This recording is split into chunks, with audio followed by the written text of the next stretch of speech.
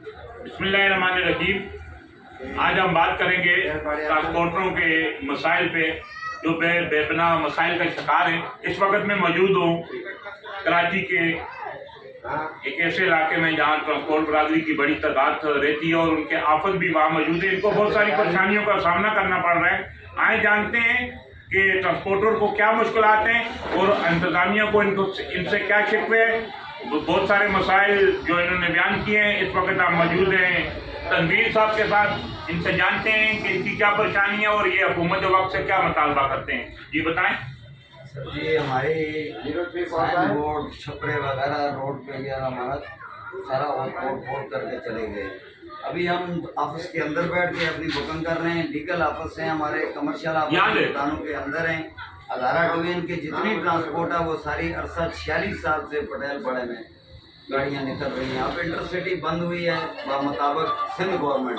हम बसें नहीं ला रहे हैं, रोड मुतासर नहीं कर रहे हैं, कोई तजावज़ नहीं कर रहे हैं, कोई फुटपाथ यूज़ नहीं कर रहे हैं। हम लीगल दुकानों के अंदर बैठ के अपनी बुकिंग कर रहे हैं और सर्विस दे रहे हैं। हज़ारा डिवीजन के तकरीबन 16 कंपनियां पटेलपाड़ा से हज़ारा चलती हैं।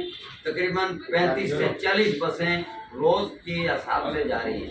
बसें हमारी गवर्नमेंट ने शिफ्ट कर दी हैं प्राइवेट टर्मिनल सुरापुर। अब क्या इशू आ रहा है जब बसें आप यहाँ नहीं कर रहे? इशू ये आ रहा है कि हमें बुकिंग नहीं करने दे रहे, बैठने नहीं दे रहे। बोल रहे हैं कि भाई आप जो है साइन बोर्ड भी उतारो, बुकिंग भी नहीं करो, आप यहाँ से ऑफिस शिफ्ट करो। हम अड्डे शिफ्ट कर रहे हैं, आप बुकिंग नहीं कर सकते। हमारे ये परेशानियाँ, हम अंदर भी बैठ के बुकिंग कर रहे हैं फिर भी नहीं करने दे रहे। ये थे ट्रांसपोर्टर जिनका शिकवा था, इन्होंने जो मसाइल के बेपनाह जो इन्होंने शिकायत की बात लगाई हुए।